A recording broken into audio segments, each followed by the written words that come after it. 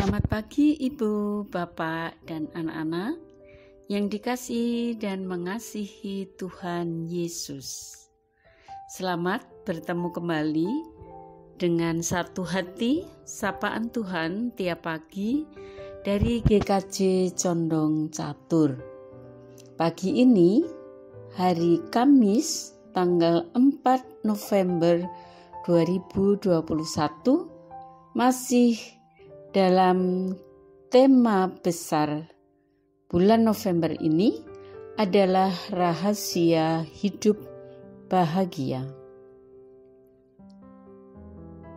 Baik, sebelum kita mendengar dan memahami firman Tuhan, mari kita awali dengan berdoa.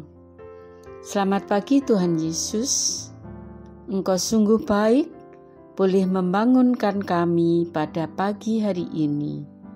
Kami akan melakukan tugas aktivitas kami pada hari ini ya Tuhan. Biarlah kami senantiasa mengalaskan segala aktivitas kami dengan firman-Mu. Siapkan hati dan pikiran kami Tuhan, agar kami boleh memahami, merasakan, dan melakukan firman Tuhan hari ini. Amin. Ibu, Bapak, dan anak-anak sekalian, pada pagi ini firman Tuhan akan dibacakan oleh adik kita Alia, yang akan membacakan Matius 5 ayat 1 sampai 3. Yang ini nanti akan menjadi dasar dari renungan pagi ini. Silahkan Adik Alea. Bacaan kitab suci pagi ini diambil dari Matius 5 ayatnya yang ke-1 sampai 3. Ketika Yesus melihat orang banyak itu, naiklah ia ke atas bukit, dan setelah ia duduk, datanglah murid-muridnya kepadanya. Maka Yesus pun mulai berbicara dan mengajar mereka. Katanya, berbahagialah orang yang miskin di hadapan Allah. Demikian firman Tuhan. Ya, terima kasih Adik Alea sudah membacakan firman untuk kita semua. Biarlah Adik Alea beserta keluarga selalu diberi kesehatan dan sukacita dari Tuhan Yesus. Amin. Ibu, Bapak, dan anak-anak yang dikasihi dan mengasihi Tuhan Yesus, seperti yang dibacakan oleh Adik Alea tadi, pagi ini akan diambil temanya tentang kebahagiaan dalam kerajaan surga. Nah, membaca perikop Matius 5 ayat 1 sampai dengan 12, kalau kita lihat, kita baca dari Alkitab kita, itu diberi judul ucapan bahagia. Memang dari 12 ayat ini, ucapan berbahagialah itu disampaikan 9 kali. Baik itu berbahagialah untuk kita, untuk kamu, untuk mereka, diucapkan sebanyak 9 kali. Dan yang 1 kali itu bersukacitalah pada ayat yang terakhir. Nah, memang salah satu ajaran Tuhan Yesus yang terpopuler selain doa Bapa kami, sebagaimana dalam Matius 6 ayat 9 sampai 13, adalah ucapan bahagia. Bagian ini Matius 5 ayat 3 sampai 10 ini mengajarkan nilai-nilai kehidupan dalam kerajaan Allah. Jika dibandingkan dengan norma-norma masyarakat pada waktu itu, ucapan bahagia terlihat begitu berbeda. apa yang dipuji dalam bagian ini seringkali justru direndahkan dalam tatanan dunia. Bahkan, tatkala keduanya membicarakan topik yang sama, konsep di dalamnya tetap berlainan. Nah, di dalam khotbahnya Tuhan Yesus di bukit, sebenarnya Tuhan tidak sedang membuat para murid-muridnya atau kita yang membacanya itu untuk melupakan realitas kemiskinan dan penderitaan yang sedang para murid alami. Kalau kita membacanya, Tuhan tidak ingin melupakan realitas kemiskinan dan penderitaan kita. Dengan mimpi-mimpi surganya, Tuhan tidak mempunyai tujuan itu. Nah, lalu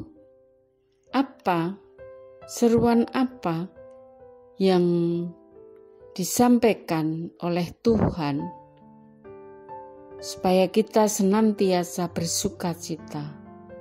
Ini ada 3 ucapan bahagia dalam ayat 3-5, yaitu bahwa orang dapat disebut berbahagia karena tumpuan harapan dalam hidupnya adalah Tuhan sendiri.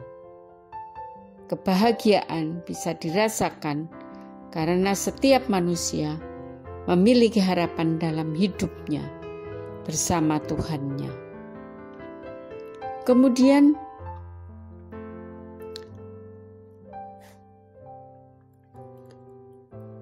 kalau kita membaca ayat yang berikutnya, mengapa orang yang miskin di hadapan Allah itu dikatakan berbahagia?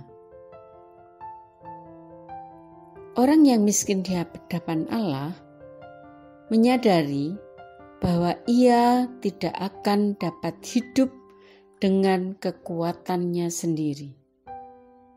Ia menggantungkan hidup sepenuhnya kepada Allah. Orang-orang seperti inilah yang dicari oleh Allah, seperti dalam Yesaya 66 ayat yang kedua B. Tuhan bersabda, tetapi kepada orang inilah aku memandang, pada orang yang tertindas dan patah semangatnya, dan yang gentar kepada firman-Ku. Orang yang tertindas ini berseru dan Tuhan mendengar. Ia menyelamatkan dia dari segala kesesakannya. Ibu bapak dan anak-anak yang dikasihi Tuhan, istilah bahagia atau makarios lebih mengarah pada perasaan bahagia yang didasarkan pada sebuah fakta rohani yang baik. Terjemahan berbahagialah bisa menimbulkan kesan yang subjektif dan tidak stabil. Perasaan orang sering berubah-ubah. Terjemahan diberkatilah terkesan kurang menekankan aspek subjektivitas yang ada. Makarios adalah titik temu antara perasaan berbahagia secara psikologis dan fakta rohani yang baik atau teologis. Kita berbahagia karena kita menyadari keadaan rohani kita di hadapan Allah. C.S. Lewis menuliskan bahwa Allah tidak dapat memberikan kita kebahagiaan dan kedamaian jika kita terpisah dari Allah, karena di luar Dia tidak ada kebahagiaan dan kedamaian. Dalam segala keadaan kita, apakah kita sudah memiliki relasi atau hubungan yang dekat dengan Tuhan, sehingga kita bisa menemukan dan mengalami kebahagiaan rohani kita, kebahagiaan dalam kerajaan Allah. Milikilah relasi yang dekat dengan Allah, karena itulah kunci kebahagiaan. Amin. Mari kita akhiri renungan ini dengan doa. Terima kasih Tuhan, Engkau telah memberikan sapaan di pagi yang indah ini. Terima kasih Tuhan, kalau Engkau telah memberikan teguran agar kami tetap menjaga relasi yang baik dengan Engkau, sehingga kehidupan kami hari lepas hari akan senantiasa merasakan kebahagiaan bersama saudara, bersama orang-orang di sekitar kami, karena kami senantiasa berada dekat dengan Engkau.